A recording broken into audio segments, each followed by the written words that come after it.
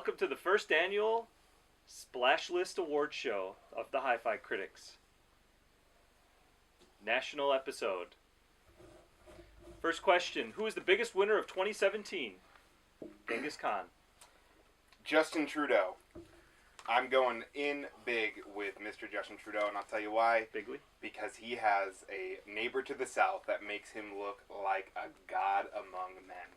Justin Trudeau looks amazing compared to Donald Trump. He is not Canada's savior, but he looks like it because we have America's disaster. It's quite judgmental. But that's why we're here. Right. Yeah.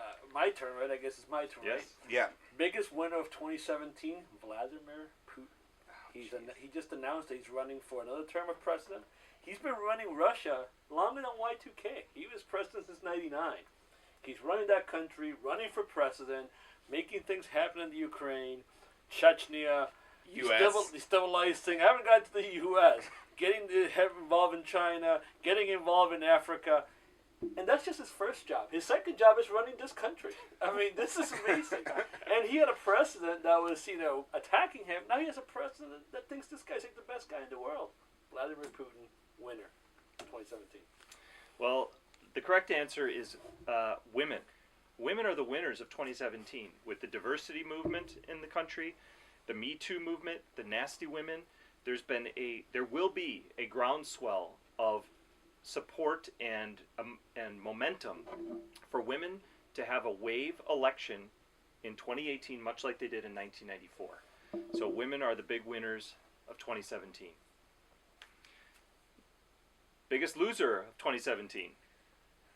What do you got in your passport there? Yeah, no. Passport of knowledge. Biggest loser is Ja Rule and the Fry Festival. I'm going back. Do you guys not remember the Fry That was in the Festival? Caribbean, right? $100 million lawsuit against Ja Rule and the founders of the Fry Festival for that massive dumpster fire that was supposed to be the best thing ever. I went through this, and there was a laundry list, but then it caught my eye in a year in review. Fry Festival, Ja Rule. I'm going to give you credit on that. Yeah. That's a good one. Anybody that bought Bitcoin at above 18,000 last week, that's the biggest news of 2017. This thing is just, the love affair with Bitcoin and cryptocurrencies have come to a halt last week, right? Everybody was loving it. This is the future. It's lying in a spreadsheet somewhere. Government can't track you. What happened the last week? Oh, the energy consumption of all this is bigger than, the Netherlands. There's 5 people in the Netherlands, so I understand why this takes so much energy, but the love affair is going to come to an end.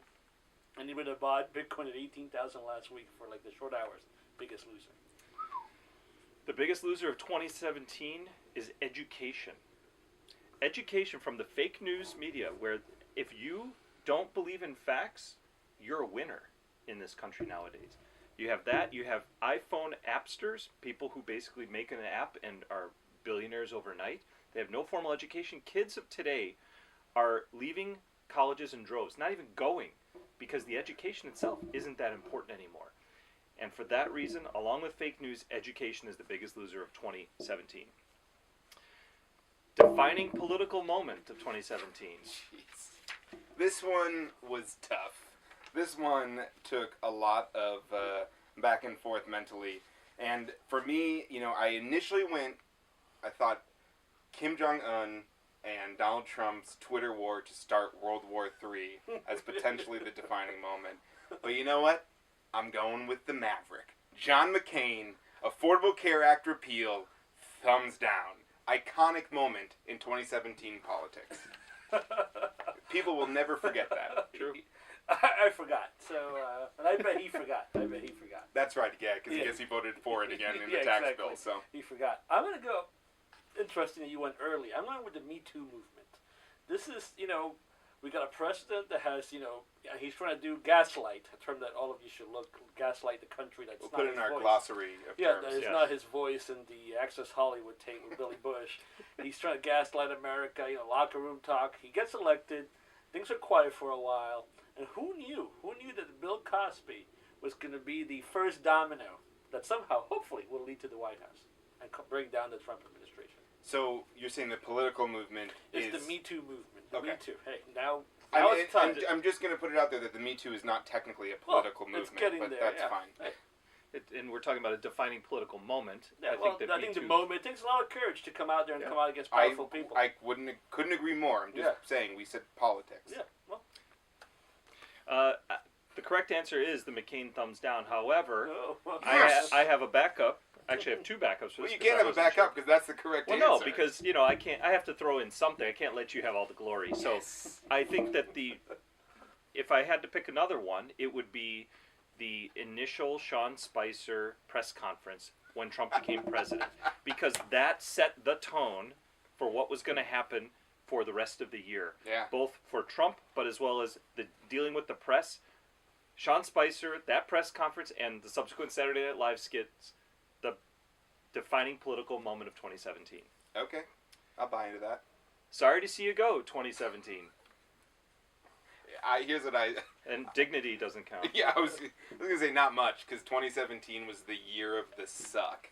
I think the only thing that I'm going to miss from 2017 is like the frail hope in the sanctity of our democracy. That's what I'm going to miss. That's been left in 2017 as we sort of stumble and drag ourselves legless into 2018. Wow. Be bionic next. Yeah, I'm actually going to be pretty close. I'm going to miss the American experiment. I think it's been a great experiment for 200 some odd years. And here comes this guy, and just in 9-11 months, America's on fire. We may say bye to Obamacare. Hey, miss you in 2017. Bye to high-speed internet access. Back to lower taxes and low, debt under control or a debt plan. Hello, wars in 2018. So the end of the American experiment as we know it. Wow, that's heavy. Yeah. That could also be same thing for 2016, but now we've seen the actual dumpster fire. Yeah, we understood it. Sorry to see you go. Well, I'm gonna give you a little background on this and give a list of things: wireless charging, streaming music, the Home Assistant, facial recognition, virtual reality. All of those things, not invented by Apple. Innovation at Apple is the thing that is gone as of this year. The only thing that Apple bestowed upon this country this year was the lack of an admin password for your computer. You just press a button and you get in. What a concept. What a country. Yeah. Innovation at Apple, sorry to see you go. Really was never there. Boldest prediction for 2017, for 2018. Here we go. Starting it off hot here. Boldest prediction for 2018. Trump is arrested for treason, and his family's wealth is distributed evenly between the poor and lower and middle income classes. Boldest prediction. Wow. Do you care to... I don't know. Okay. Do you need this? No, Because mine was a bold prediction. That's out there. That's like a Star Trek prediction. I was going to keep it a little bit more low-key and more realistic, if you will. But, I think boldest prediction for me is going to be two sides here. Oh, he can't make a decision. The midterm election is not going to be as bigly as the Democrats think. They better get their act together right now. Better figure out what they're going to do with the Bernie Bros. Better figure out how they're going to get serious about themselves. Better apologize to Goldman Sachs, because apparently, speaking of Goldman Sachs, it's the worst thing you could do. Because you could be overqualified to be president, but you gave a speech at Goldman Sachs, and you're not the president. Second prediction: we're gonna beef up the Middle East. That's where we're gonna have some bigly troops. We're gonna be. In no time, there's gonna be some skirmishes, some conflicts. I mean, Trump did just basically start another war in the Middle East. I see Intifada. Yeah, I see 2018, the year that we make Tehran happen. Tehran? We're gonna head to Tehran, Tehran. Tehran. We're gonna make Tehran great again.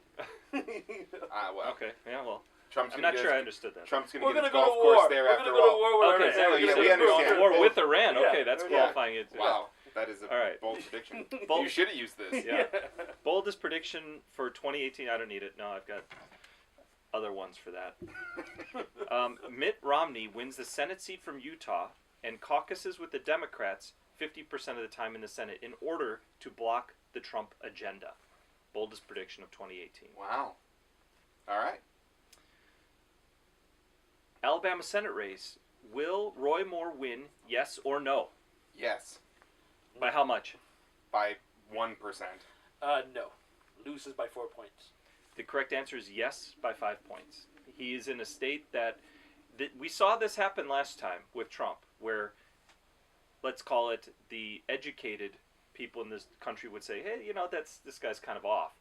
Same thing is happening with Roy Moore. Yet I believe that people are lying to pollsters. A small subset of the people are lying to pollsters saying, yeah, I'll never vote for Roy Moore because he's a pedophile. But in reality, they're going to vote for Roy Moore because they want a Republican in the Senate to prevent abortion from being legalized. So, there you have it. Ooh, we are morally bankrupt. I'm sorry, that's the truth. Yeah. Splash list of the year. Here we go. So, what is your national splash